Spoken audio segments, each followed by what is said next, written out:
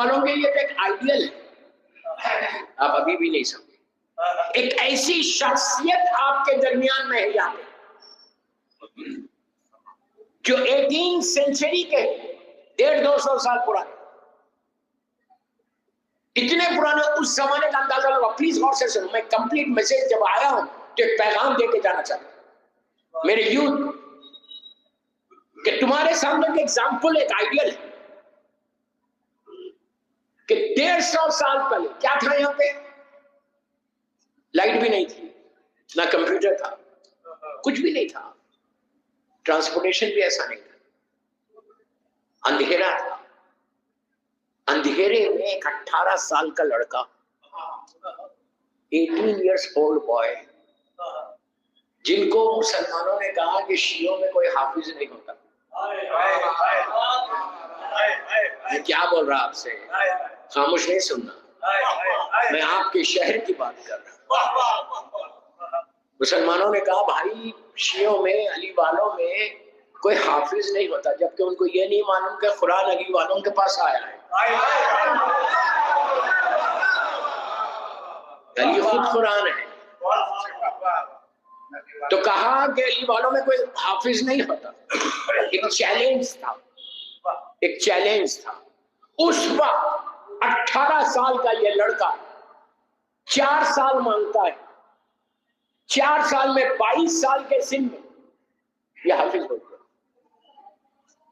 آسان نہیں ہے، میں بہت آسانی سے پڑھ رہا، آپ آسانی سے سن رہے. آج لائٹ ہے بابا، لائٹ ہے آج. اس وقت کچھ بھی نہیں تھا، اندھیرے میں بیٹھ کے، چراغ میں بیٹھ کے قرآن کو یاد کرنا مذاق نہیں ہے. 650 آیتیں، 6500 آیتیں پوروں کو یاد کر کے پیچھے سے شروع کیا، آدھر تک آ گئے. 4 سال میں پروف کیا کہ میں اس در سے وابستہ ہوں جو باب المدینہ العلم کا در ہے. میرے لیے کوئی بڑی بات نہیں. یاد کر کے حافظ بن کر پھر پروپوگیٹ کیا. یہ پہلی شخصیت ہے کہ جنہوں نے تفسیر لکھی قرآن کی. اور کیا ایج میں ان کا انتقال ہوا؟ یہ رہنے والے مظفر پور کے نہیں، چندن پنڈی کے. میں گیا تھا ایک دفعہ مجلس پڑھنے، سب کو یاد ہے نام. آپ کو تو یاد رہنا بھی چاہیے، اس لیے کہ آپ کے شہر میں ہے، وہ ہیں آپ کے شہر کے نہیں لیکن رہ گئے. اب ہمیشہ کے لیے ان کو اتنا پسند ہے مظفر پور کے، یہی رہ گئے. You should feel proud. You should feel proud. فخر کی بات ہے آپ کے لیے. آپ کے شہر کی ایک برکتوں میں سے ایک برکت کا نام فرمان علی ہے. ان کی لہر پہ جاؤ، دعا مانگو، ان کی لہر پہ جاؤ، ان کے احسان کو اتارو. یہ نہیں کہ ہمارے شہر میں تو کون جائے، کئی لوگوں کو تو پتا بھی نہیں.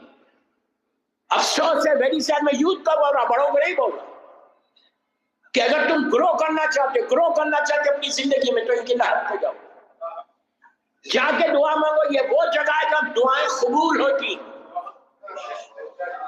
صرف ان کے احسان کا اندازہ لگا، ان کے عمل کا اندازہ لگا، ان کے کام کا، پلیز غور سے سنو، ان کے کام کا اندازہ لگا.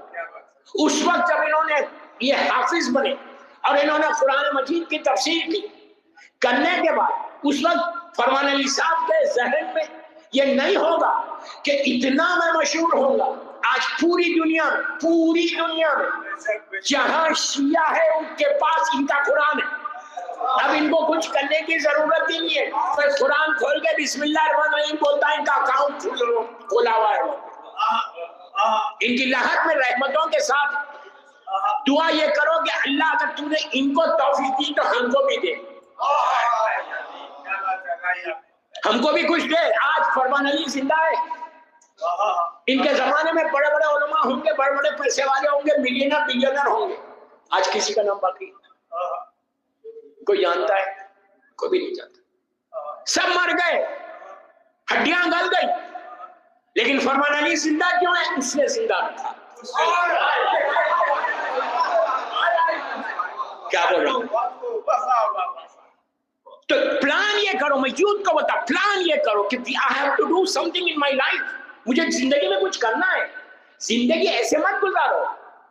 مولا علی سے پوچھا گیا تھا کہ زندگی کیسے گزارنا، کتنے انسان کتنے قسم کے ہوتے، کتنے قسم کے انسان؟ امام نے کہا 3، مولا نے کہا 3 قسم کے انسان۔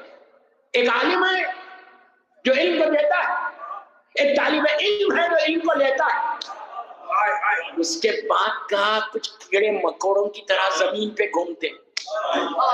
جو ہمارا شیعہ ہوگا وہ عالم ہوگا یا طالب علم ہوگا، یا علم کو دے گا یا علم کو لے گا۔ سمجھ بھائی بات؟ تو امام کے اس ارشاد کو ذہن میں رکھو، اور فرمان علی صاحب مرحوم کے کیریکٹر کو، ان کی زندگی کو اپنے سامنے رکھو کہ اگر مولا آپ نے ان کو توفیق دی، ان کو سعادت دی اتنے بڑے کام کرنے کی، تو ہم کو بھی کچھ تو دو، کچھ تو دو ہم کو۔ یہ ہے فیاض طریقہ۔ دعا کرو 24 آورس میں ایک دفعہ دعا کرو کہ مولا give me chance, give me chance, give me chance, give me chance، ہم کو موقع دو۔ جب تم دعا کرو گے دروازہ کھلے گا، رحمت آئے گی، توفیق ہوگی، سعادت ملے گی اور موقع مل جائے گا۔ اگر موقع ملا، دیکھیے دوستو، پیسہ ضرور کماؤ، میں یہ نہیں بول رہا مت کماؤ۔ امام کا شیعہ کبھی ایسا نہیں رہتا، امام کا شیعہ ایسا رہتا جو دینے میں مزہ ہے وہ لینے میں نہیں ہے۔